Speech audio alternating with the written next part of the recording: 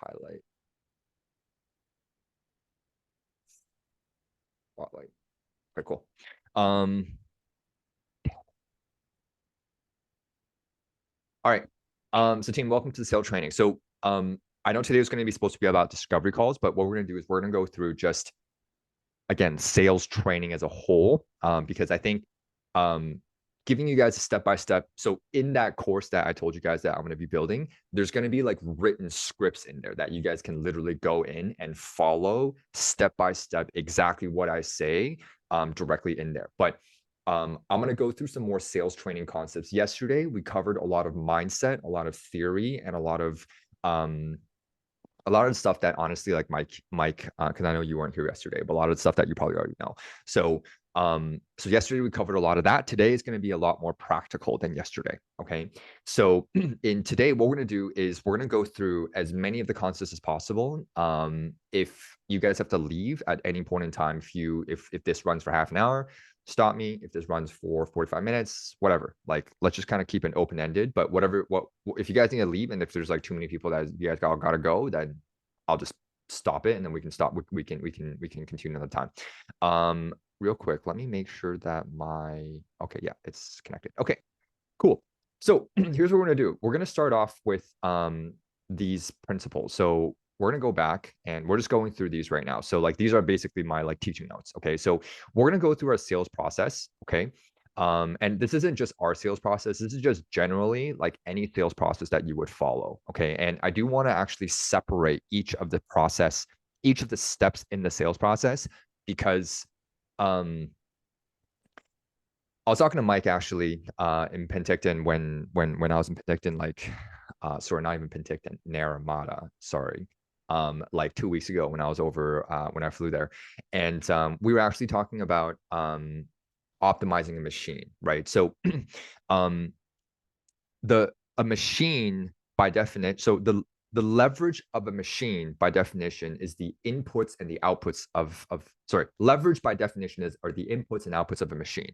So if you look at it, a sales process is one step of the machine in the grand scheme of the customer acquisition machine. So cold outbound is, again, one of the steps, right, in the customer acquisition machine. So customer acquisition is one of the machines in running a business. You see what I'm saying? So how well oiled is the customer acquisition machine? How well oiled is the HR machine? How well oiled is the payroll machine, right? These are all components of business. So we're just talking about, like, big umbrella, we're talking about customer acquisition. Smaller umbrella, we're talking about cold outbound. And the small umbrella, we're talking about the sales process. So within the cold outbound, we talked a little bit about cold calling, that kind of thing, but we're going to talk about the sales process now. So the sales process, okay, just to give you guys an idea, that in and of itself is a machine within the cold outbound machine. Okay. Now the sales process machine also has 5 steps, which I'm going to share with you right now. So the 5 steps of a sales process, okay, is number 1 is connect. Number 2 is question. Number 3 is present. Number 4 is close. And number 5 is preserve. I'm going to go through it not in hyper detail, but I'm going to give you guys kind of like the main cliff notes of each part. Now, the reason why you want to break out your sales process into different steps is because you can then optimize each step. You cannot optimize a step unless you break it down to the smallest, how do I say this? You cannot optimize something that you do not separate from everything else. Do you know what I mean? Like, for example, if I need to optimize a script, let's just say, right? What I want to do is I want to separate the script into sections and then optimize each section at a time. That makes sense? Same thing. Like, if you ever memorize something, I don't know if you ever tried to like memorize a script, right? When I teach people how to memorize a script, you know how I teach them? I teach them, okay, I separate the script into checkpoints. So for example, hey, I was going to I still remember my telescript. Hey, I was going today. My name is Sam. We're going to tell us on the fiber optic project, right? So I would separate the script there and I would say, hey, my name is Sam, working on the fiber optic project. And I would get them to repeat that script over and over and over again. Now, over the phone, you don't have to memorize your script because you can just read it, right? But you could say, like, hey, I was going, my name is Sam, working on the fiber optic project. Hey, how's it going? My name is Sam, working on the project. In person, you have to memorize it. So I separate it into sections so that you can optimize each section. Make sense? So in the same way, we're gonna separate the sales process into sections so we can optimize each section. Okay. So the first section of the sales process is connect.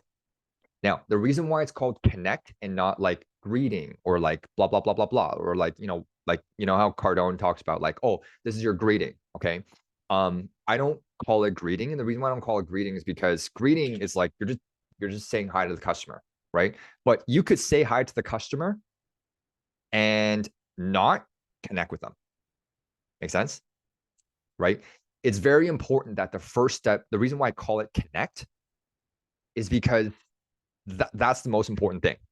You could say 5 words, but if you connect with the client, then job well done. Okay. So let me each step of the sales process, we're going to talk about an objective. Okay.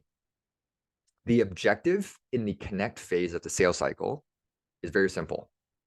Is for you and the client to establish a level playing field to have a conversation as people, not as customer salesperson, okay, but as people. Okay. This is really important because the scene that you set for the client, that is the launch pad in which you pitch, in which you say anything from. Okay. So in the connect phase, what you want to do is you want to, number one, okay, you want to break down as many barriers as possible, which is the reason why I tell people, like I tell guys, like when I train sales guys, right? Don't say things that regular salespeople would say. You know what I mean? Anything that a regular salesperson would say, right? Don't say it, right? Like, hey, John, how's it going today? Don't say it. Why? Because that's what a salesperson does, right? Anything that a normal salesperson, like an amateur salesperson does, don't do it. Why? Because the market has been hit over and over and over again with that approach, right? You have to be unique in order to connect, because a person, you need to break down as many barriers as possible. Okay, so in the connect phase, there's a couple of key objectives that you want to achieve. Okay, 1, you must present yourself as an unbiased source of information. Okay, you must try to create the feeling or the impression that you are unbiased. Now, it's very difficult in the sales situation. So how do you do it? There's different scripts that I can teach you on how to do it. So for example, I open up my discovery calls. When I open up my discovery calls, I say this. I say, hey, welcome to the call. First of all, I don't say, hey, how's it going today? Yeah, welcome to the call, man. Like, no, I don't do that. Right? Because this is going to lead to my second point. My second point, okay, is non-neediness. Okay. So I don't know if you guys know this. So I'm sorry.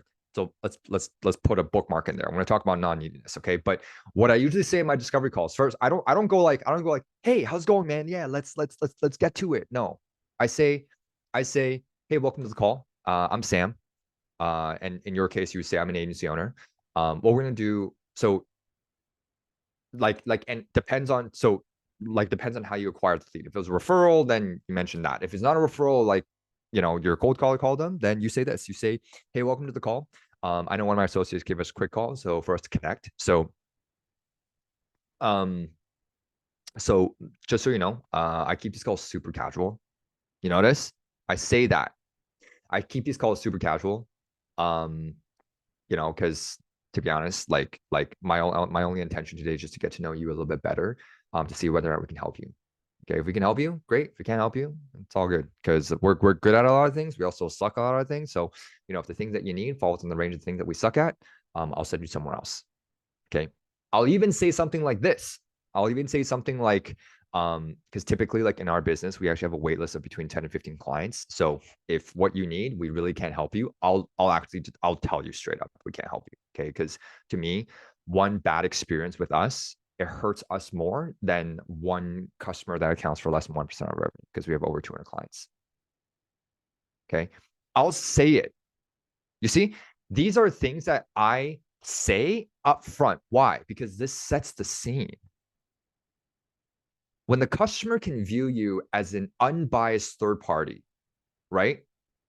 What they'll do is they'll trust you more.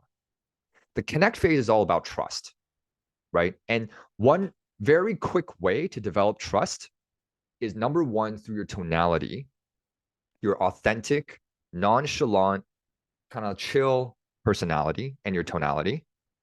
Okay. But also what you say. Notice what did I say? I said, hey, welcome to the call. I'd keep this call super casual. My only goal, my only intention today. You notice I set the intention. My only intention today is just to get to know you a little bit better, see if we can help you. If we can help you, great. Notice my tonality. If we can help you, great. If you can't help you, like, what does my tonality say? No big deal. That's called the no big deal tonality. Okay. And throughout, like, I'm going to give you guys scripts, like, as we do the sale training here.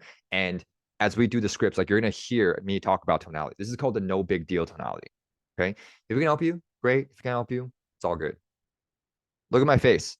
Do you see my face? It's all good. Like, no big deal. It's all good. You see that? You see that? I don't say if we can help you, great. Yeah. If we can't help you, hey, no big deal. It's all good. I don't do that. Right? It's all good. Right? We're good at a lot of things. We also suck at a lot of things. Okay. Humor. Notice connecting with a client. One of the most, in Angie idea popped into my head. A la carte stuff. We need a form for that. Talk to me, add it to the sheet. Clients request a la carte GHL form, that, boom, done. Okay, cool. Because this email shit's not work. Okay. I'm gonna just quickly put this on do not disturb. 1 sec. Okay, cool. So you notice it's my tonality. So again, one, you have to be unbiased third party. Number two, okay, you have to have non-neediness. Okay, non-neediness. Okay, this concept, we're all guys on the call except for Angie. And so Angie, if I say anything that's gonna offend you, I apologize. But non-neediness, okay? So, like, put it this way. Guys are usually the ones in a relationship that chases. You know what I mean? Right? When you meet a girl, and I guess the only person that this will apply to is Kevin, because you're the only fuckboy here. So Kevin, if you're in a bar and retired fuckboy here. Retired fuckboy, yeah. And so Kevin, if you're in a bar and if a girl approaches you versus you approaching a girl, does that change their attractiveness level? Yes. Of course. Because if a girl approaches you, right? In my opinion, not even just my opinion, just as like social, like this is like social dynamics, okay? If a girl approaches a guy, as a guy, when you rate the girl, you like rate them a couple points below, like lower than what they're at. You know what I mean? Mm-hmm. Like, even though it's flattering in the moment or whatever it is, unless like they're ugly, then like no, then, but you know what I mean? Like, even though it's flattering, that like, yes, I get it, but they're a couple points lower because they approach you. This is the concept of non-neediness. It's a social dynamic thing. It's not just a sales thing. It's a people thing. You understand? This is actually a concept in there's a book called Models that I read. This is like back in the day when I didn't know how to talk to girls or guys or sales or anything. So I like read this book on how to talk to girls. And like one of the things is non-neediness. Okay. If you present yourself as needy, boom, couple points below. Like your attractiveness level goes down. Okay. And if you think your attractiveness level doesn't matter in sales, wrong. It does. Makes a huge difference. Okay. Ever heard of pretty privilege? Right? It's a thing. So, and it's not pretty privileged. And the nice thing about guys is that it's not always about, you notice attractiveness level isn't always about physical appearance. Actually, in most cases for guys, it's not. Do you know what it's about? It's about competence. Do you know what the equation for charisma is?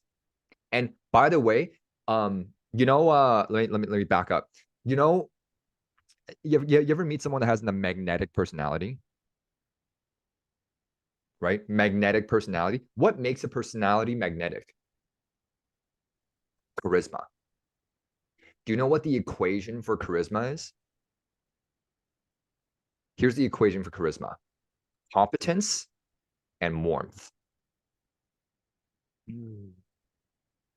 Somebody who is competent. Warmth, you said, right? What's that? You said warmth? Warmth. Yes. Competence and warmth. So, and the only person that this will apply to is Kevin. So you can take this and go out and be a fuckboy. But competence and warmth. If you're competent but with no warmth, you're too cold. If you're warm but no competence, you're just like, who cares? But if you're competent and you're warm, you're now charismatic. It's a blend between competence and warmth. Okay. Now, back up what we were talking about, non-neediness, right? So people can feel it. That's the reason why, just so you know, that's the reason why successful salespeople sell more, because they don't need it. You see, it's a social dynamic thing. And if you don't think that these little like energy shifts inside you make a difference in sales, it makes all the difference. Most things in life is like that, where a 2 mm shift to your energy, a 2 mm shift to your intention, a 2 mm shift to your tonality, and a 2 mm shift. Notice like pausing, right? These are like 2 mm shifts in my linguistic pattern. It changes the way that a message lands. You see what I mean? You see what I'm saying? Everything in life is a game of inches. Everything in life is 2 mm shifts. You ever play golf? You ever went to the driving range? How big does a 2 mm shift make to the trajectory of the ball when you make contact with the ball? Like worlds of a difference. Because everything in life is like that. And so this non-neediness concept is something that I really, really want you guys to grasp, right? When you're calling, in a cold call, in a discovery call, in a meet and greet call, in a launch call, right? It's this idea of like, not like, it's not that you don't want it, it's that you don't need it. Right?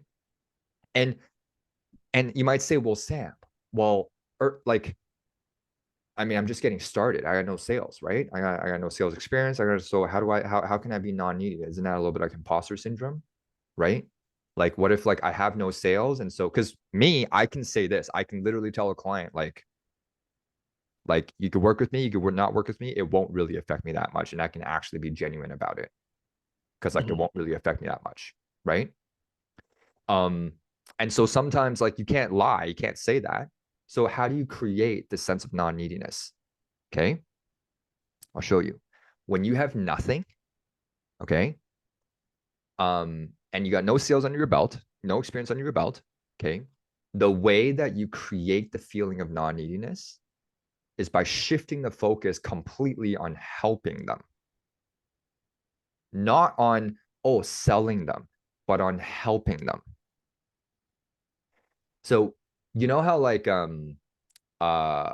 sales trainers and gurus, they all talk about like, like you have to be like of service, like to the other person, right? One mechanical tactical thing that does is it reduces your level of neediness when your shift is all about serving the other person. So that's the reason why. Notice my vocabulary. My vocabulary isn't,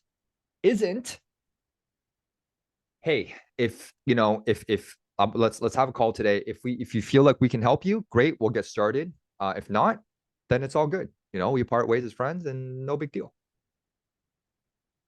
You notice that tonality? that tonality is not the same as, hey, my only intention today is just to get to know you a little bit better, see if we can help you. You notice my tonality. What does my tonality say? No big deal, right? No big deal. Okay. Don't say no big deal, obviously, but like no big deal is the word that triggers that tonality for me in my mind. I literally say the words no big deal, and then the tonality just comes out. Okay.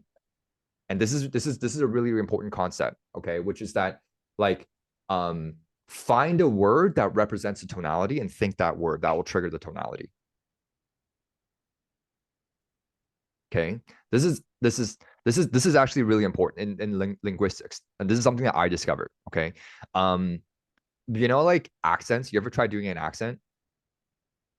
Yeah. So you know, like when you're doing an accent, sometimes you can't step into the accent, but then you need a word that triggers that accent. And then once you're like in that accent, then you could say whatever in that accent. You know what I mean? Yeah. You know that concept, right? Like you've had that before, right? Yeah. It's the same idea with tonality. No big deal. You see what I'm saying? And tonality is key. Tonality is everything, right? It's everything. So going back to it, right? Hey, I only got one intention today, just to get to know you a little bit better, see if we can help you. If we can help you, great. If we can't help you, it's all good. Because we're honestly we're good at a lot of things. Okay, you notice I do that a lot in my sales calls. Am I laughing? No, I'm not actually laughing. It's all like I've practiced this a million times. You know what I mean? Yeah. Right? So notice sales, okay, it's very similar to acting. And if you think, well, Sam, you shouldn't be acting. You're not authentic. You ever cry when you watch a movie? Yeah, they're acting. You idiot. So sales, it's like acting, right? Doesn't mean you're lying. It just means you're tactical. Make sense? Cool. So, going back to it, I say, hey, look, my only goal today, only intention today, just to get to know you a little bit better, see if we can help you. If we can help you, great. If we can't help you, it's all good. We're good at a lot of things, but we also suck at a lot of things. So if the things that you need falls in the range of the things that we suck at, then I'll send you somewhere else. Fair enough? Cool. Okay, why don't we do this? I'll give you kind of like a high level 30,000-foot overview of who we are, what we do first, just to give you a little bit of an idea of like why we're different. And then after that, you can tell me a little about your business, and then see if we can help. Boom. I've laid out the track of our conversation today. You see what I'm saying? And it's a very nonchalant kind of way to like move forward to a conversation. You notice that? Right? Like I never said some guys they like to say, okay, so I'm gonna ask you a couple questions today about your business. Okay. And after I ask you a couple questions about your business, I'll let you know if we can help you. And if we can help you, okay, I want either a yes or a no. Sound fair enough? I don't do that. Right? I do a very nonchalant approach. Right? The client doesn't even know they're being sold when they work with me. Right? This is how the type of sales call that I'm going to be teaching you guys is the type of call that after the client gets off the call, they're going to be like, oh my gosh, thank you so much for that call. That was so helpful. Ask Mike how many clients that like he's set me up with that after the call, they were like, yo, this call was really helpful. 100%. 100% of them have reached out to me after and said, whoa, Sam is savage. Okay. Whoa, that was very valuable. 100%. Because it's all about what you can do to help. Okay. Now, you might say, Sam, I don't know how to help. I'm just getting started. I have no friend. Well, that's what these calls are about. These calls will give you the framework that you can use to help. See what I'm saying? Information. I'm going to give you the relevant information as we continue along in these trainings so that you can use these relevant information on your sales calls so it'll be relevant, right? And some key questions to ask. Okay. Notice the way that you communicate, the type of questions that you ask will also help the client understand what level you are at. Some of you might sit here and you might say, you might be like, oh man, like I don't really know. I don't really know if it's appropriate to ask like a revenue question. I ask revenue questions all the time, right? Say, what are you doing this year? What do you want to do next year? What's preventing you from getting there? What are your acquisition channels? Right? So it's not that I shy away from key questions. You notice I'm blending like the hey, I'm here to help you. And in order for me to help you, I'm gonna ask you some key questions. Right? It's like a doctor. Like, how's a doctor gonna diagnose your issue? You're gonna lie about them, lie about your issues. You know what I mean? It's like if you go to the doctor, you're supposed to be as honest as possible, or else how's a doctor gonna diagnose your issue? That's what we are doing, just so you know. Okay, we are time doctors. All right, should fucking hashtag that. We are time doctors. We go into people's businesses. We look at how they're using their time. We look at the wastage, and what do? We fix it. Right? We help them free up their time. We're doctors, right?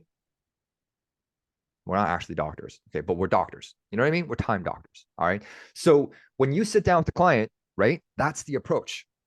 You notice? You can have situational confidence. You can be talking to a multi-million-dollar CEO, but guess what? A multi-million-dollar, multi-seven-figure, multi-eight-figure CEO could be wasting their time. And you could be an expert at freeing up their time. You see, it's situational confidence. Yesterday, we talked about universal confidence versus situational confidence, right?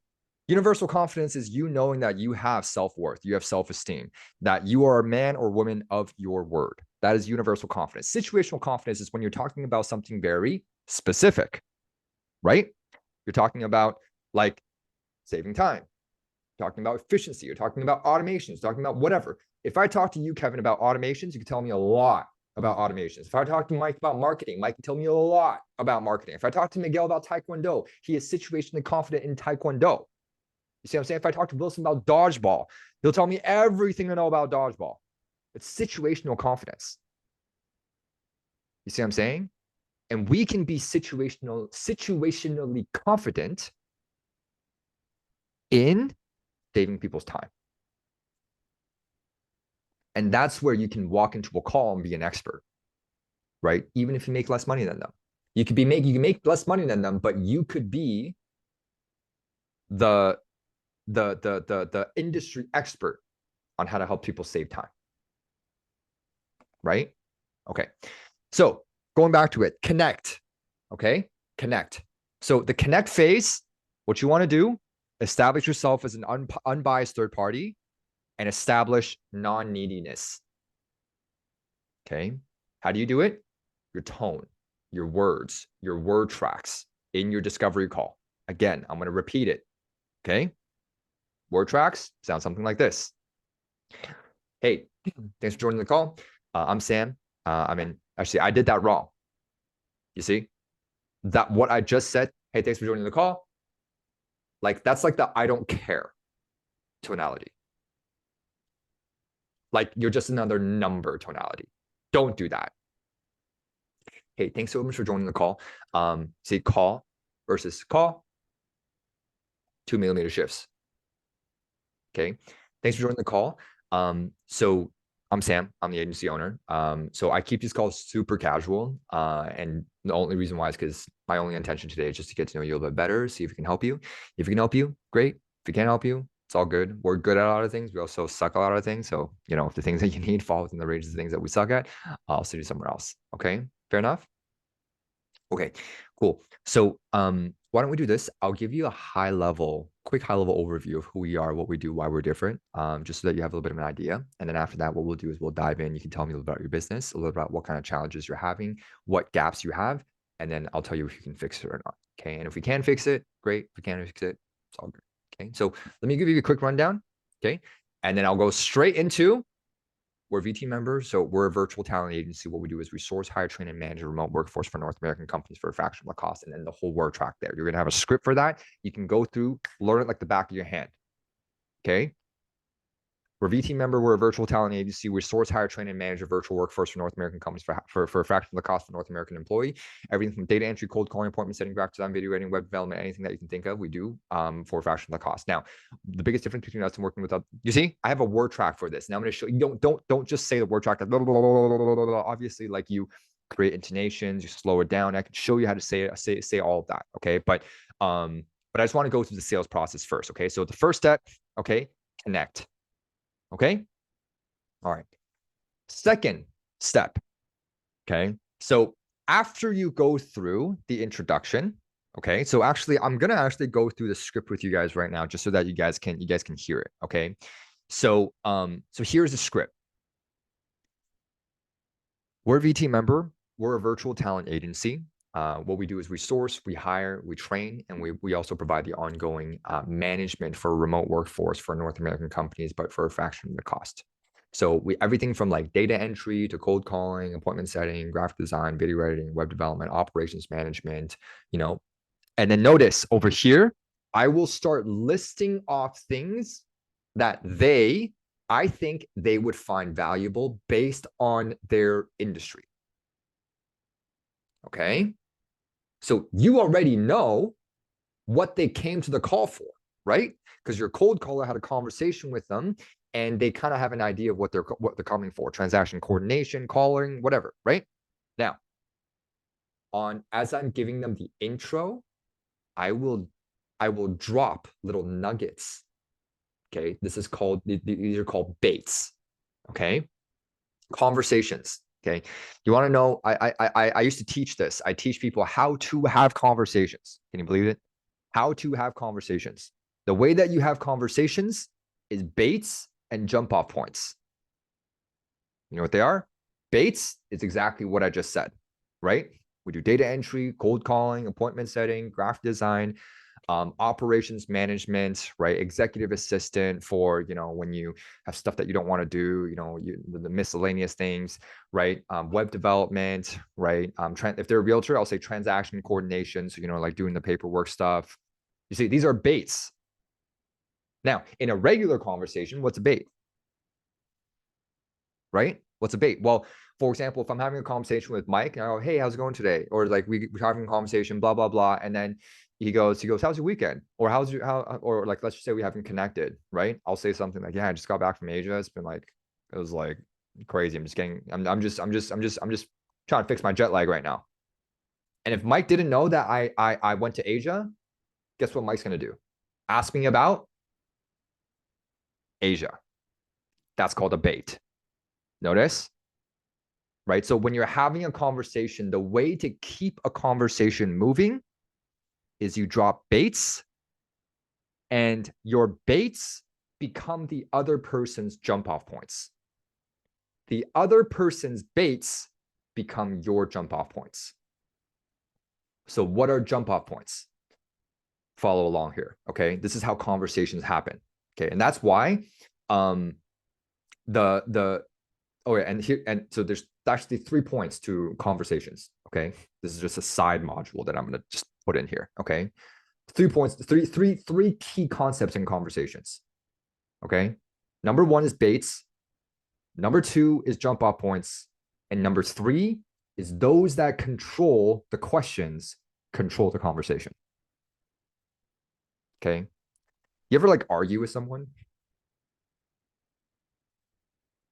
Next time you argue with someone, okay, consciously think about asking questions. You'll just see them crumble. Why? Because those that ask the questions control the conversations. Questions demand responses.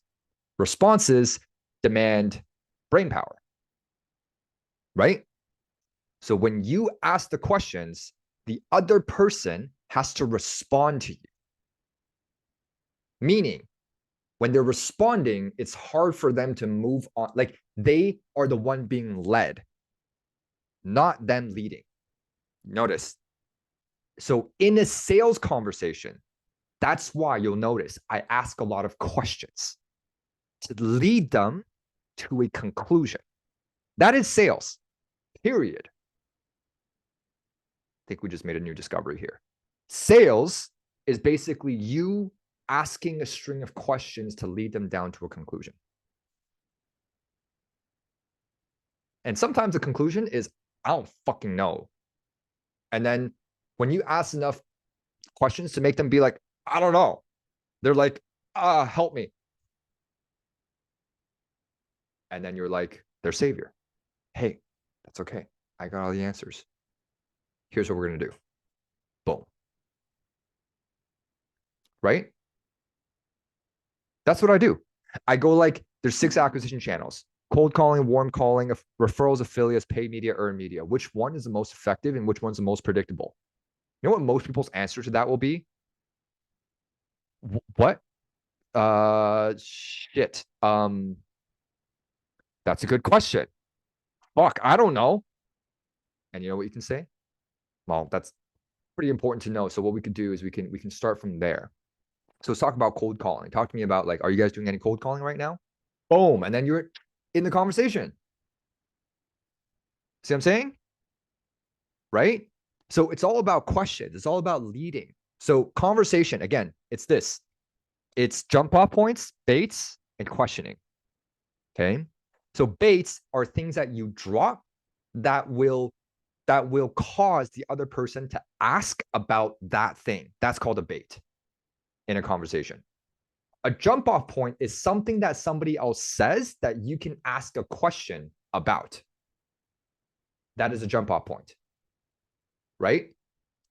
If I said Japan was amazing, okay, got to Japan, you know, I had like the most amazing ramen, you know, on day 1, and day 2 we did this, that, and the other thing, or whatever. As I'm telling a story, you see there are jump off points, right? There are key moments and topics that you could ask questions about as I'm telling a story, right? So say, for example, all right, I'll tell the story of like my proposal, let's just say, right? Okay, so like, so the proposal happened in Philippines, in Boracay, and when we actually before we actually went to Boracay, we actually went first to Manila. I actually had a meeting with like the whole team there, right? And we had like all the VAs like come and like meet us. Like we rented out like a restaurant, and like we had like just like a full table of like food that like could feed a village, and it was crazy. And then after that, what we did was I actually had a meeting with the team to plan out the rest of the proposal. We were gonna like mount like some cameras like on the yacht that I rented, because I rented the yacht, and then we were on the yacht. Like, you see, as I'm talking, right? There are so many things that I already said that you could ask me about. That's what a bait is. Okay. So, all right, going back to it. Okay, conversations. Okay, so after I give them the script, okay, I'll say, okay, that's enough. I literally will say this. Okay, you will hear me say this. So after I say, okay, going back to it. Sorry, we're going back to the script, right? Okay, so data entry, cold calling, appointment setting, graphic design, video editing, web development, anything in virtual that you can think of, we do. Okay, but we do it for a fraction of the cost. Now, the biggest difference between working with us and working with other virtual assistant companies is this. Now, I'm going to vomit onto you guys why we're different. Okay, you don't have to say all of this stuff, but you could kind of weave it in as objection handles or objection prevention. Okay, but I'm gonna give you all the points. Number 1, when a client hires a VTM from us, okay, they don't just get the VTM. They get the VTM, they get a VT, which is a virtual trainer. They're a quality assurance manager who will overlook the quality of the work that the virtual team member is doing, to make sure they're producing high quality work for you at all times. And they're industry specific. So if you hire a cold caller, you have a cold caller VT. If you hire a graphic designer, you'll have a multimedia VT. If you hire an operations manager, you have an operations manager VT that understands operations manager that can help you train your team member. Make sense? Okay. And then you also get a local North American agent to advise you on how to best squeeze the orange to get the most juice out of the orange. It's a metaphor for how to get the most use out of your virtual assistant. And I say this word for word, because you could hire a virtual assistant, I could hire a virtual assistant, and because I don't want to hurt the ego, I'll say you could get a lot more out of the virtual assistant because of the systems and SOPs and processes that you built for your virtual assistant. Because we've been doing this for the last 3 years, we built out systems and SOPs for the over 200 clients that we have and the hundreds of virtual assistants that we have. So we have a lot of resources that we can provide you that can help make your experience a little bit more streamlined. And that's the role of the local North American agent, to advise you on how to best utilize your virtual assistant. Okay. We're actually implementing another role, which is our director of customer success. Our director of customer success, okay, is actually going to be in touch with the client day 7, day 15, day 30, and day 90. That's being implemented today. Okay. That is even an additional level of customer service that will check in with the client. And if the client is unhappy, they have the authority to fire the VA and do a replacement for you. That's their role. They're there to manage churn, and they're there to make sure that churn is low. We hired a new person for that today, just so you know. So essentially, I'll say all of that. And then here's a couple more points. We have an online metaverse office that we all collaborate in so that we have the water cooler effect, so people feel more engaged. Our virtual team members have a very unique compensation plan where they can make a residual income for every hour that their recruit works, so they can build a passive side income while they're working for you. AKA, 1, you don't have to pay them more, and 2, like 1, you'll never have to pay them more, and 2, if they leave you or leave us, right, they lose that little sliver of income, right? So it's a deterrent for them to churn out. That's an additional benefit. You see, all the virtual trainers and agency owners are compensated on a monthly residual basis. Why? Because they're financially incentivized to make sure you're happy so that you don't leave. Boom. See, these are all bullet points that you can share. We provide software for you. We have an internal VTMEMBER CRM that when you have access to our when you get access to our VTM, okay, you get access to our CRM. If for any reason you no longer want to work with the VTM, it's only $97 a month, and that's for as many seats as you need in your business. In addition to that, we give you a project management program. We use Trello, and so you can utilize Trello to manage your team and manage all the different facets and all the different functions of your team. Okay. On top of that, your team member will give them a local North American number so that they can call and text. You see, this is all value, right? This is all product knowledge, but this is what I share. Okay. Along the way, it's not something that I share right away. But so after I share as much as I possibly can, and I feel like I'm talking too much, then what I'll do, and I'll give you a script for this. Okay. Then what I do is, okay, I talked enough. Okay. That was enough talking. Let's flip the focus on you now. Okay. So why don't you tell me a little bit about your business, a little bit about what your offer is? Okay. What do you feel like are the biggest gaps are, and what do you need help with? You see? Matter of fact, no big deal tone. Again, you hear it now. You hear it, right? Okay. So enough about us. Okay. Enough about that boring stuff. You see, downplay.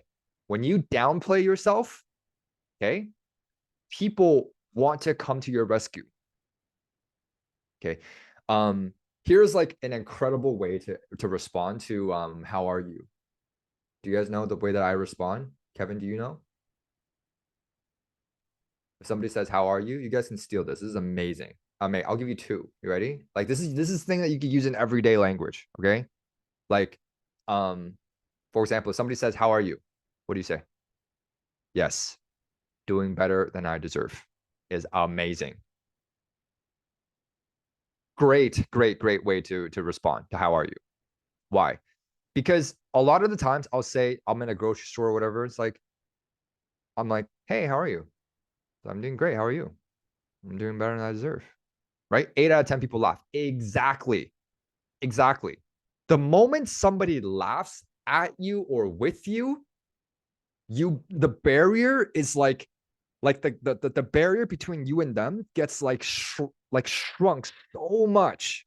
The moment they can laugh with you, humor, it's over. Like for them. not over for them as like, you know, like, you know what I mean? Like, you get it. Like, it's over. Like the rapport is like the fastest way to build rapport is through humor, just so you know. Okay. That is the fastest way to build rapport. Again, charisma is a blend between competence and warmth. So if you can make somebody laugh and they know you're competent, suddenly you're charismatic. Okay. So it's all about humor. Okay. So better than I deserve. And again, better than I deserve, right? Is another concept, is downplaying yourself. Okay. This concept of downplaying yourself. Fuck, I wish Firefly's AI was on here. Actually, this is being recorded. I could just pop this in there. Okay. Downplaying yourself, right? This concept of downplaying yourself. Notice, I'll say, okay, enough about boring stuff. Let's get to you. You see what I'm saying? Enough about us, enough about the boring stuff. Let's talk about you. Tell me a little about your business, what your offer is, and what we can do to help you. You see my language?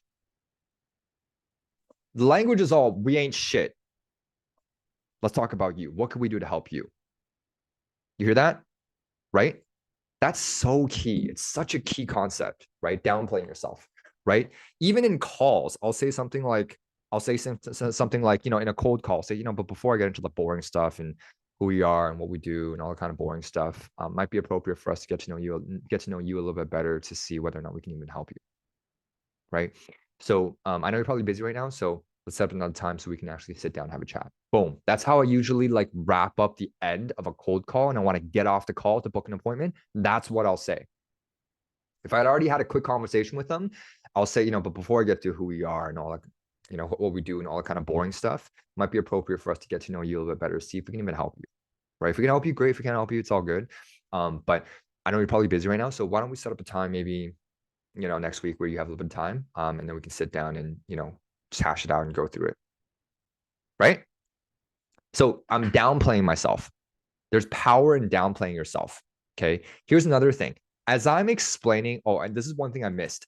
As I'm explaining what we do, data entry, cold calling, appointment setting, graphic design, you know what I also explain? Mike, what do I explain? What we don't do. Exactly what we don't do.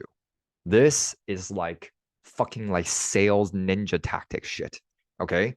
Like, yeah, literally like fucking ninja tactic shit. Like, explain to them what we don't do, what they shouldn't buy from us, is such a valuable, like, trust building tactic. It's like ridiculous. It's actually so crazy. And I used to teach it, Kevin, when we were teaching sales in TELUS. Leadcore, right? What did I say? What did I teach? You remember? What we don't do. What they I don't remember what buy word. from us. Remember what I said? I would always, when I teach sales, I would always tell them not to buy the what. Out of all the things that we sell, home, phone, TV, internet, mobility, what do I tell them not to buy? Home phone. Who the fuck needs a home phone? Yes. Right? I'll sit down with them and I'll say, okay, home, phone, TV, internet. Okay. Let me tell you something. You don't need a home phone. When was the last time you used your home phone? Never. When was the last time you got an important call on your home phone? Never. When was the last time you used your home phone to call someone? Never. Why do you have one? Don't use it. Cancel it. Okay. We'll take those funds and get you better internet. Sounds good? Right? Better use of your funds. See what I'm saying? So you tell them what they shouldn't buy from you. That's key. Even if they didn't have no intention of buying it in the first place. You see what I'm saying? You tell them, hey, you know what? There's a couple things we don't do. I'll tell you right now. We suck at SEO. We tried that. It's not good. We suck at it. 2, we don't do app development. It's a little bit out of our price range. 3, media buying. Okay, it's a little bit too much risk. We also tried it. It's not good. Okay, the results aren't great. What else do we don't do? We can't file your tax with the IRS or the CRA. Okay, can't do that. Yeah, but everything else is fair game. Everything else is pretty good at, but it just depends on what you need, right? So like what you need, depending on what you need, you know, certain things were better, certain things were not so good, but you know, when we get into it, when you tell me what you need, we can kind of figure that out. But you see, I tell them that, immediately they're gonna feel like, think about it, as I'm saying that, you feel like you trust me more. You're not, right? Imagine if you walk into Best Buy and like the Best Buy person, like I'm like, hey, I'm looking for cameras, and the Best Buy person goes here. Let me show you the camera section. Okay, that camera, it's horse shit. My friend has it. Like, fucking sucks. This camera sucks. But you know what? These two cameras, solid. If you want video, this one. If you want photo, this one. Which one are you looking for? Boom. Right? Instead of saying, hey, we got lots of cameras here. You want this camera, this camera, this camera, this camera? What brand do you want? Right? They're gonna be like, oh, I don't fucking know, right? You see, it's all about that's called a ghost product. This is from Hormozi. Okay. Hormozi talks about this. It's a ghost product, right? You tell them what they shouldn't get from you, so that when you tell them what they should get from you, boom, it hits so much harder. Okay, cool. Helpful concept. Ninja tactic.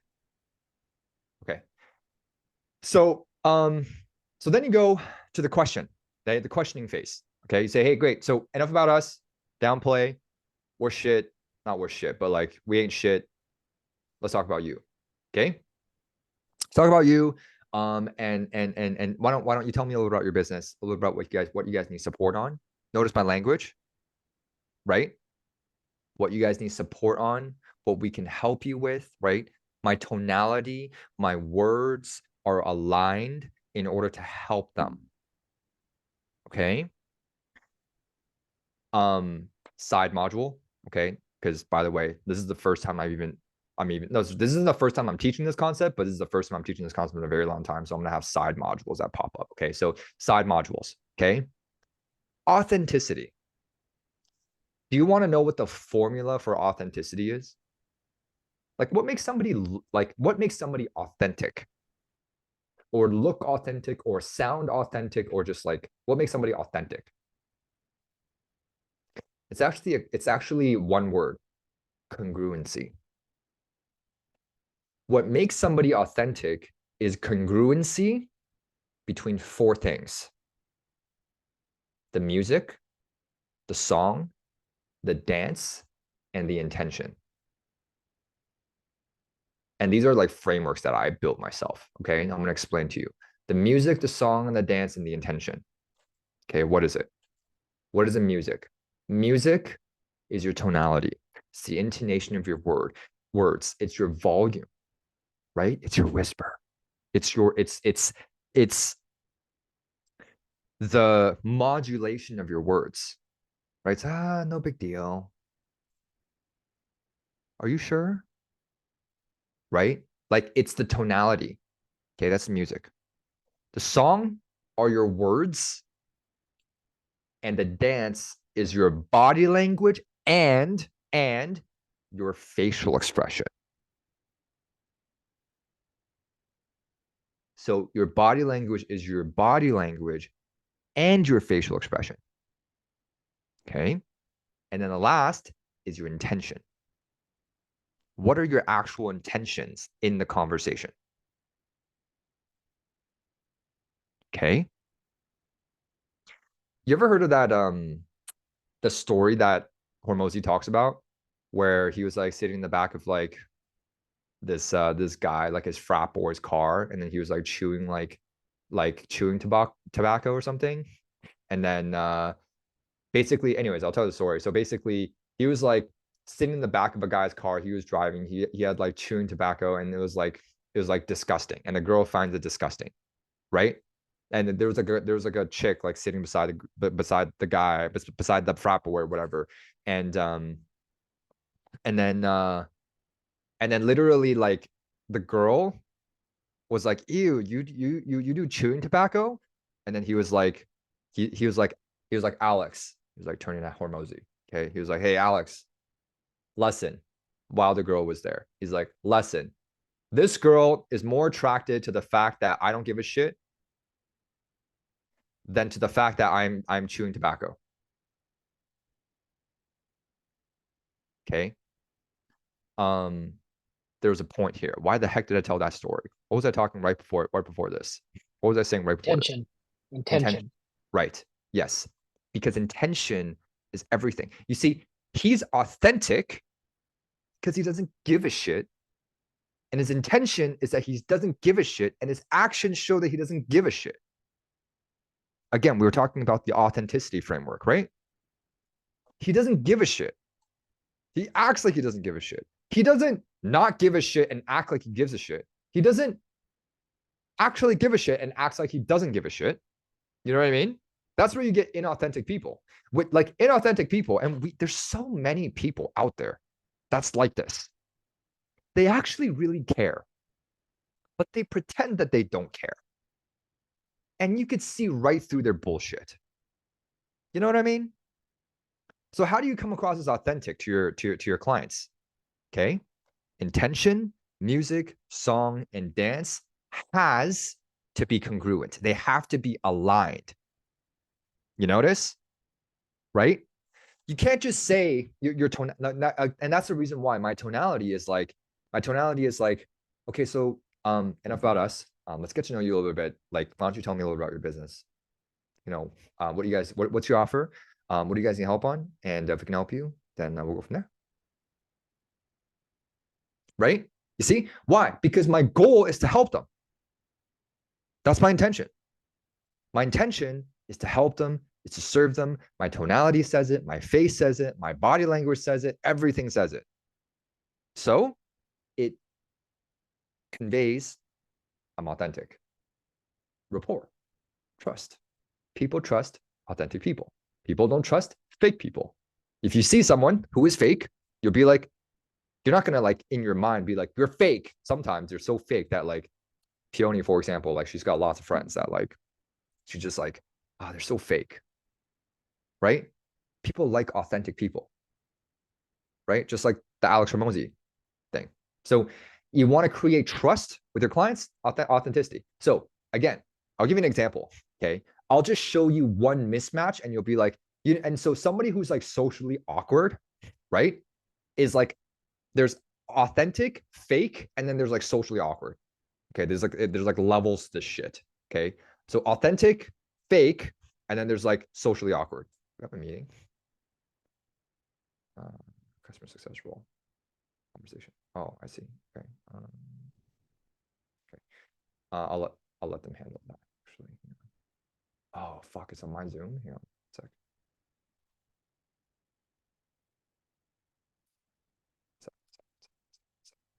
Sorry, guys. One moment. I'm gonna pause. Okay. So, what was I talking about? So there are authentic. Okay. There's fake people, and then there's like socially awkward. Socially awkward is like this, where nothing matches. You ever though? You ever seen somebody like say something, but they don't move their face? I'll show you. Saying that they're happy, but their face doesn't show it. Yeah, like I'm so happy right now. Man, Or today that was funny, but they today don't was laugh. today was an awesome day. Like it's like such a great day. You know what I mean? Like my face, I can even exaggerate even more. Like today was such an amazing day. Like, You hurt you. you know what I mean? Like I'm just weird. Like if you see me talking like that on a call, they'd be like, fucking weird. You know what I mean? So like, and that's why, just so you know, linguistically, that's why Gary Vee, for example, he swears because like it makes him more authentic because that's just like what's on the inside. Because he's probably an angry dude. You know what I mean? Like, so like what I'm trying to say is this: authenticity is the blend between the four, sorry, music, the song, and the dance, and your intention. Most people, they know how to communicate, right? It's their intention that's not aligned, right? They're like, I want to help you, but really I just want to fucking sell you and make some money. Right? And then guess what? People can feel it. Right? People can feel when you're there just to make a little bit of commish. People can feel it. I promise you, they can feel it. Right? Okay. Cool. Sam, quick point Yo. that I just wanted to mention from my notes. And I don't know if this is relevant or not, but I've noticed that more recently with your discovery calls, you lead with the things that we're not good at first. I just wanted to put that on your radar to see if that's a shift that you intentionally made, or I just want to put that on your Yes, radar. because the thing is, look, as you're talking, you know what the client is thinking in their head? Do I trust this fucker? Like, is this guy actually here to help me, or is this guy just trying to fuck me over? Right? So think about it. The faster they could get to this conclusion, which is, I like this guy. You know what?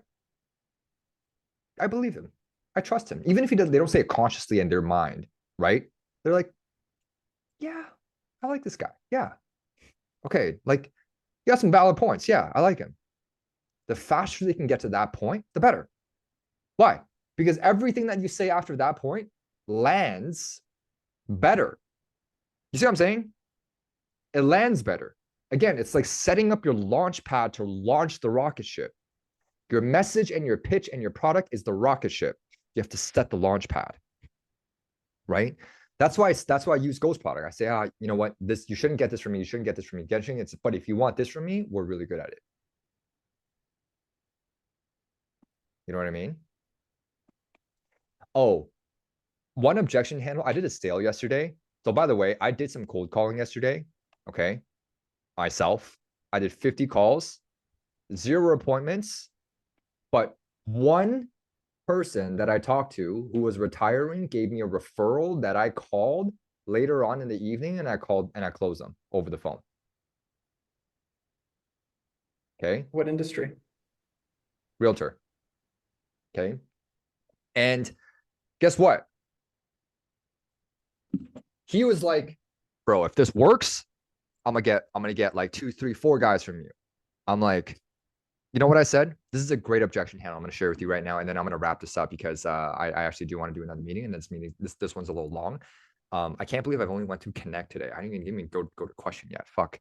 And like, just so you know, like, look, yesterday we went through like this. Today we went through this. You really connected with us on that. Yeah, yeah. You know. Okay, so I'm just gonna let Al in real quick. Okay. So yeah, you know what I said to him? I was like, brother, nothing in life is does it work or not work. Everything in life is how well does it work. And if you're gonna increase your seats with me, I will make it work for you. That was my objection rebuttal to that. He was like, if this works, man, I'm gonna increase my seats. I said to him, I was like, look, I was like, brother, nothing in life is does it work or not work. Everything in life is how well does it work. Think about a marketing campaign. It's not does it work or not work, right? It's how well does it work. And at what point are you like, I'm going to double down on this because it works, right? And if you're going to increase your seats with me, get 2, 3, 4 guys, I will make it work for you. Okay. And we will keep getting your replacements. I'll keep crediting you, not charging until you find the perfect person, and I'll make this work for you. Fair enough? And then that was what closed him. Okay. Which was like great. It was like amazing. And like I just like I came up with that. Like I was like, fuck, that's awesome. Anyways, okay. So that wraps up today's training. Okay. Even though I only went through like one bullet point today. And I didn't really have notes. I just like honestly, like I was just kind of brain dumping on you guys. As you know, there was like these little side modules that kind of came up. Okay. But any questions for me?